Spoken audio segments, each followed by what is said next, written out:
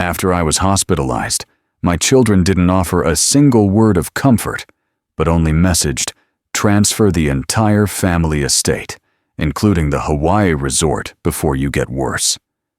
My lawyer begged me to fight. I said, "Just give it all to them." Everyone thought I had lost my mind. At the hearing, I signed the papers. The kids thought they had won until their lawyer turned pale when he read the content. Follow this story until the very end and comment the name of the city you're watching from, so I can see how far this truth has reached. My name is Leonard, and I am 72 years old. The only thing that welcomed me back after my stroke wasn't tears of concern, but the cold, rhythmic beeping of the ventilator in an ICU room in Los Angeles.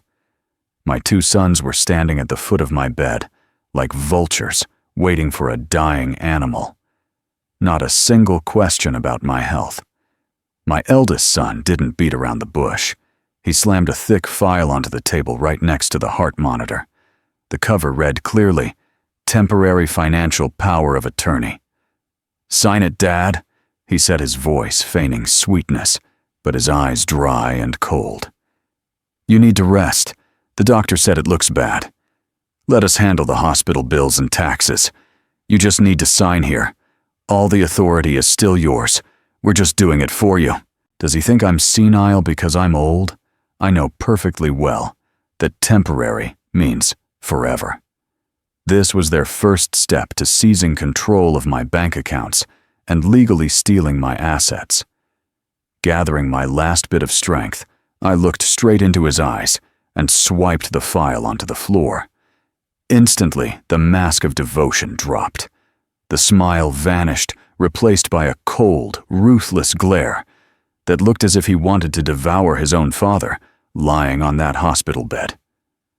The blue plastic file hit the linoleum floor with a dull thud, echoing in the tense silence of the ICU. Dean didn't pick it up. He just stood there, his jaw clenching and unclenching his fists, balled at his sides, as if fighting the urge to strike me. Before he could speak, the heavy automatic door hissed open again. The sharp, rhythmic sound of designer high heels clicking against the hospital floor announced the arrival of the real mastermind. Claudia Dean's wife walked in. She was dressed in a tailored charcoal suit that probably cost more than a nurse's annual salary, her face a mask of impatient perfection. She didn't look at me. She looked directly at the mess on the floor. "Pick it up, Dean," she commanded, her voice calm but cutting like a razor blade. Dean obeyed instantly, his aggression deflating in her presence. She then turned her cold, calculating gaze to me, walking to the foot of the bed, with her arms crossed. "Let's cut the theatrical performance, Leonard," Claudia said, her tone dropping an octave to ensure privacy, though it felt more like a cage door closing. "We anticipated you might be difficult. That's why we have a contingency plan." She leaned in closer, invading my personal space, the scent of expensive perfume clashing with the sterile smell of the hospital. "Dr. Arrington, a very respected neurologist on our payroll, is scheduled to visit you tomorrow morning at 8 a.m. sharp. He is going to conduct a full cognitive capacity evaluation." "And if you fail that evaluation," Dean interjected, stepping up beside her, emboldened by his wife's presence, "which, given your stroke and current agitation, you likely will, we will file an emergency petition for a permanent conservatorship." My blood ran cold. I knew exactly what that meant. It was the nuclear option. It meant I would legally become a ghost. They would control my money, my medical decisions, my location, and even who I was allowed to speak to. "Imagine a state-run facility, Leonard," Claudia whispered, painting a nightmare with her words. "Not your penthouse, and certainly not Hawaii. A small room with peeling paint, smelling of bleach and boiled cabbage, where nobody visits and nobody cares what you want. You will rot there until the day you die. That is your future, if you don't sign over the Royal Palm Resort voluntarily." I stared at them, the horror of the threat settling deep in my chest. They weren't just greedy. They were willing to erase my entire existence to get what they wanted. "We don't have time for this slow play, Claudia." Seth, my younger son, suddenly burst out. He had been pacing nervously near the window, wiping sweat from his forehead. "The timeline is too tight. The casino group is breathing down Dean's neck. If we don't have the deed to show them by Monday, they said they'd—" "Shut up, Seth!" Dean and Claudia hissed in unison, their heads snapping toward him. But the damage was done. The pieces of the puzzle slammed into place in my mind. The casino group. Monday. The sheer desperation in Seth's voice. This wasn't about tax efficiency or my health. They were in deep debt. They needed my Hawaiian resort to cover a massive financial hole Dean had dug himself into. A spark of fight ignited in my gut, but I quickly smothered it. If they knew I was onto them, they might speed up the medical evaluation or do something worse. I had to be the helpless old man they wanted to see. I let my shoulders slump deep into the pillows. I widened my eyes, letting fear wash over my face, looking from Dean to Claudia with trembling lips. I said nothing, letting the silence imply my absolute defeat. I waited until the nurse's station quieted down for the 2 a.m. shift change before sending the text. 30 minutes later, a shadow slipped into my room. It was Simon, my personal attorney and best friend of 40 years. He didn't look like a lawyer tonight. Wearing a baseball cap and a trench coat, he looked like a man carrying the weight of the world in his leather briefcase. "You look like hell, Leo," Simon whispered, pulling a chair close to the bed. "You should see the other guys," I rasped, sitting up. "Tell me you have something good, Simon. Dean and Claudia are pushing for a conservatorship. They gave me 24 hours. Simon sighed, clicking open the latches of his briefcase. "It's worse than we thought, but it explains everything." He handed me the first document. It was a private investigator's summary, complete with grainy photos of Dean entering an underground high-stakes poker room in Las Vegas. Dean is in the hole for $5 million to the Castellano syndicate, the casino group Seth mentioned. It's basically organized crime. They gave Dean an ultimatum: pay up by Monday or face physical consequences. That's why they need to liquidate the Royal Palm Resort immediately. I felt a pang of sorrow, but it was quickly replaced by anger. My son wasn't just incompetent, he was dangerous. So he wants to sell my legacy to save his own skin. That's the mild part, Simon said, his voice dropping lower.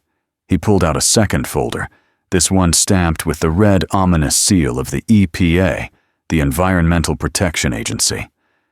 This is what I found when I dug into the resort's operational history. Do you remember 5 years ago when you let Dean manage the Royal Palm to learn the ropes? I remember. I nodded. Profit margins jumped by 20%. I thought he was finally showing business sense.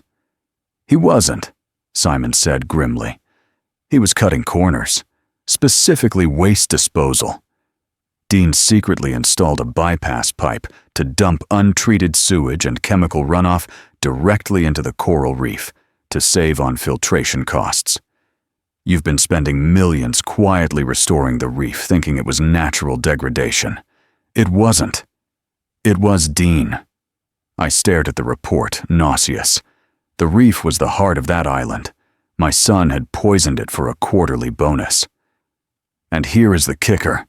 Simon continued, tapping a document titled Notice of Intent to Prosecute. The EPA just upgraded the investigation from civil to criminal. They found the pipe. They are coming for the owner of record. Fines, remediation costs, maybe even prison time. The liability is estimated at $25 million. The room spun. If I kept the resort as the owner, I would be the one facing the federal grand jury. I would spend my final days fighting a crime I didn't commit, while Dean walked away with the sale money. But then, a cold, sharp clarity washed over me.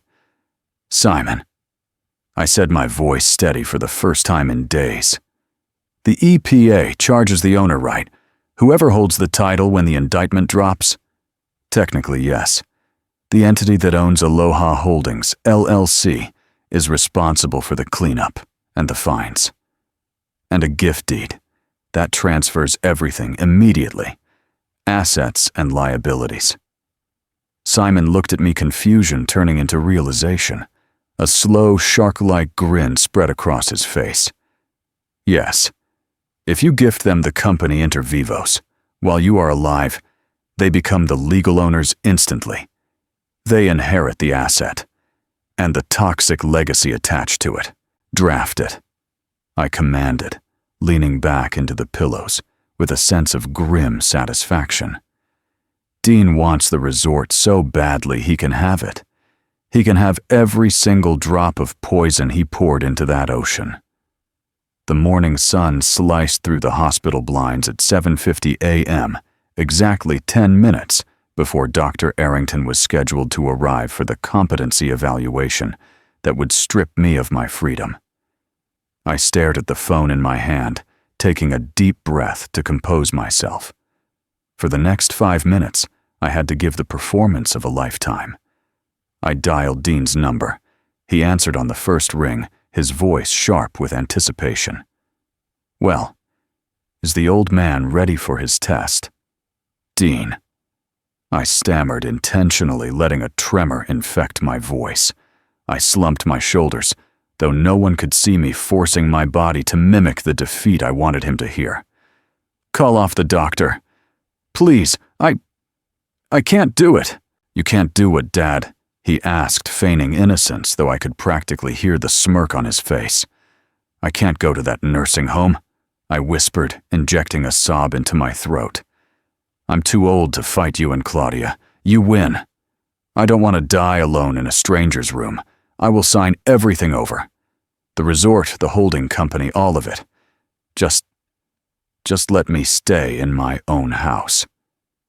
There was a brief silence on the other end, followed by the muffled sound of a hand covering the receiver. I heard urgent, excited whispering. It was Claudia. They were likely high-fiving. They thought they had finally broken the stubborn old mule. That's a wise decision, Dad. Dean came back on the line, his tone shifting from aggressive to patronizingly sweet. We only wanted what was best for the family legacy. If you transfer Aloha Holdings to us, we can take care of the heavy lifting. You can retire in peace. I want to do it properly, I insisted, playing on their vanity. I don't want to just scribble a signature on a napkin. I want a formal signing ceremony at Simon's office this Friday. If I am handing over my life's work, I want to do it with dignity. Friday works, Dean said quickly. Too quickly. In his desperation to secure the asset to pay off the Castellano syndicate by Monday, he was making a fatal error. A competent businessman would have ordered a full due diligence report before accepting a company transfer. But Dean was not a businessman. He was a gambler chasing a loss. He assumed the only secret regarding the resort was my sentimental attachment to the coral reef. He had no idea he was sprinting toward a federal indictment. I'll tell Simon to draw up the gift deed, I said weakly. It will be ready. Good. Rest up, Dad. We'll see you Friday. The line went dead. I slowly lowered the phone, the trembling in my hand, vanishing instantly. A cold calm settled over me. Through the thin hospital walls, I imagined Dean dialing his next call. He would be phoning his creditors, boasting that the asset was secured, that the money was as good as his. He thought he had just won the lottery. He didn't realize he had just pulled the pin on a grenade and shoved it into his own pocket.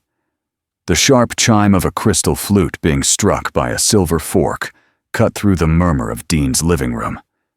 It was Thursday night, barely 12 hours before the signing ceremony, and my children were already celebrating their imaginary victory. I sat in a rented wheelchair in the corner of the room, a prop I had chosen carefully to sell the narrative of my rapid decline. I clutched a glass of tap water while they guzzled vintage Dom Perignon. The villa was filled with people I didn't recognize, creditors in cheap suits, trying to look expensive, hangers-on and sycophants.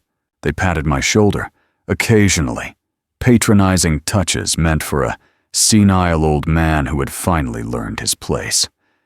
Dean was in high spirits, his face flushed with alcohol and relief. He was laughing loudly with Seth, likely bragging about how he had outsmarted his stubborn father. But the real performance came from Claudia. She stepped to the center of the room, looking radiant and predatory in an emerald green silk dress. The room fell silent as she raised her glass. "Attention, everyone," she announced, her voice dripping with triumph. "A toast to my husband Dean for finally securing what is rightfully ours, and to the future of the Royal Palm Resort." The room cheered, but she wasn't done.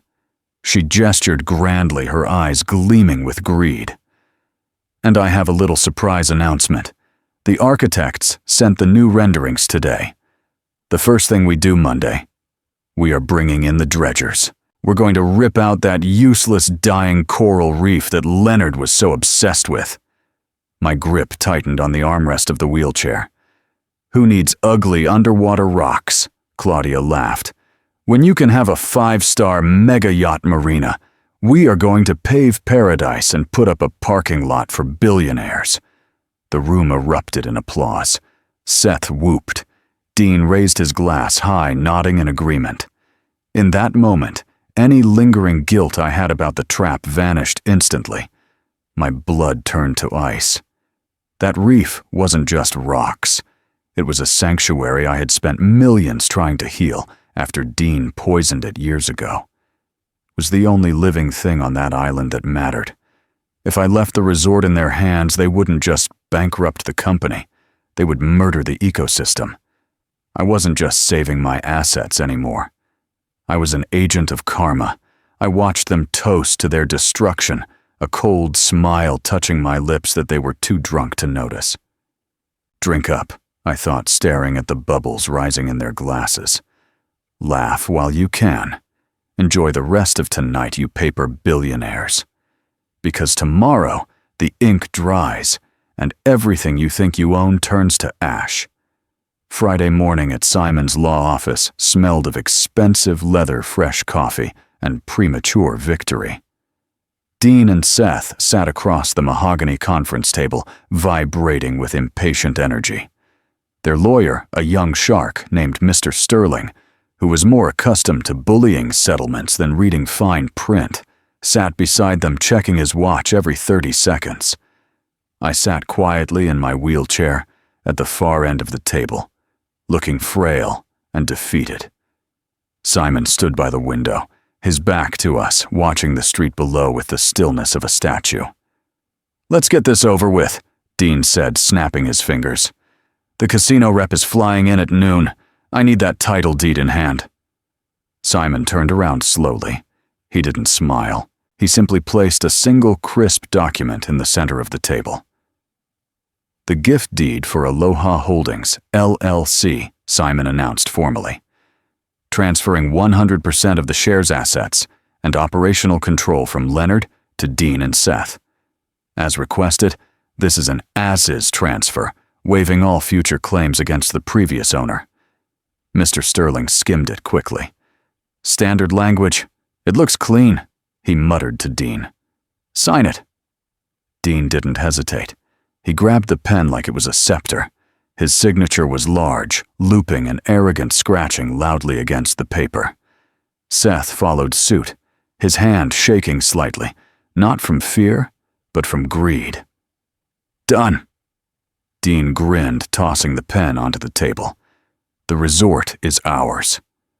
The room fell silent. I looked at the ink drying on the page. It was done. They had legally accepted the burden. "Congratulations," Simon said, his voice devoid of warmth.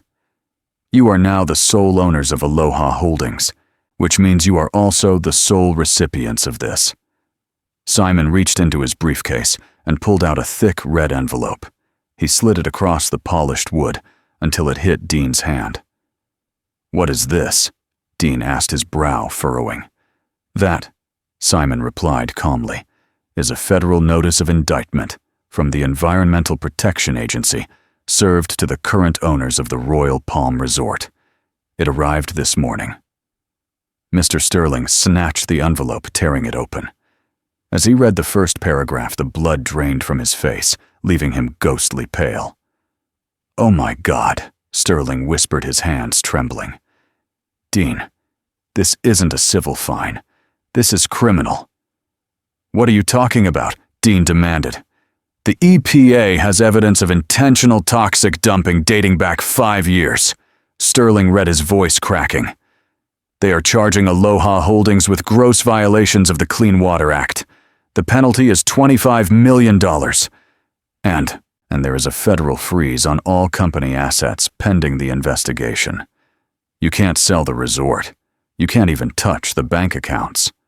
"$25 million, Seth shrieked, jumping to his feet. "And since you just signed the gift deed accepting all liabilities."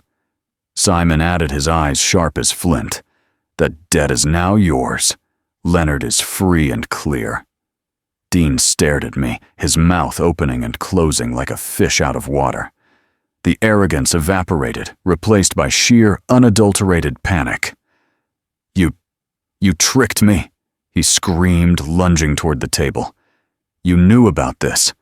You set me up." "I didn't set you up, Dean," I said, my voice dropping the weak tremor I had feigned for days, returning to its natural, iron-hard tone. "I just let you inherit the consequences of your own actions. You poisoned that reef. Now you pay for the cleanup." Dean scrambled to grab the deed, trying to tear it up, but Simon was faster. He pressed a button on the intercom. Now, the heavy oak doors of the conference room burst open.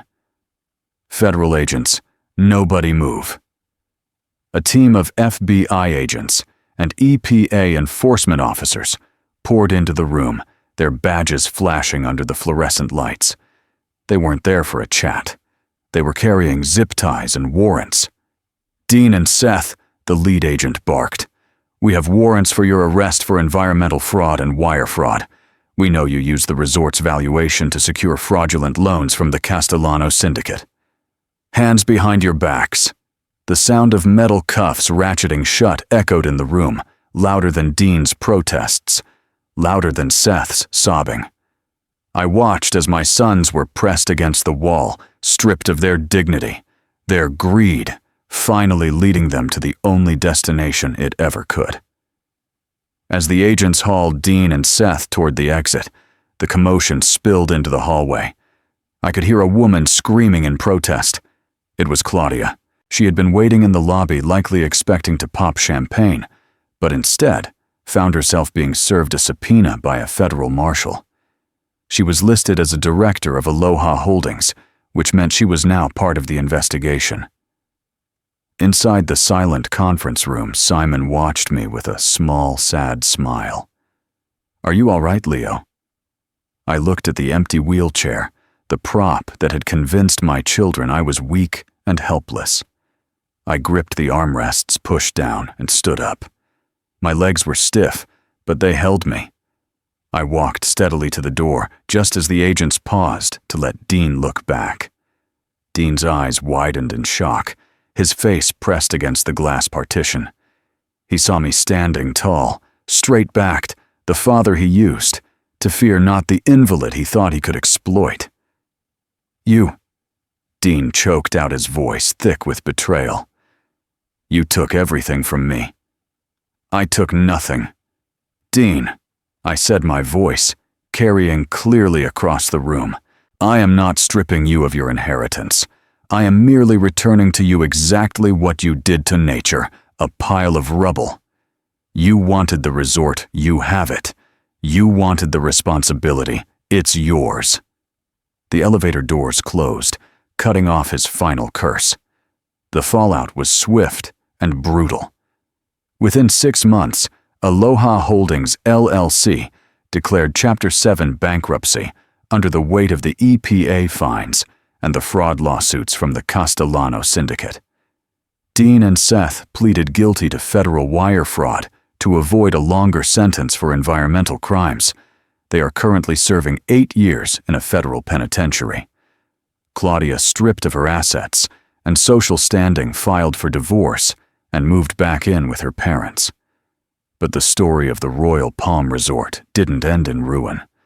When the bankruptcy court auctioned off the resort's assets to pay creditors, the property was considered toxic due to the environmental damage. No one wanted to touch it.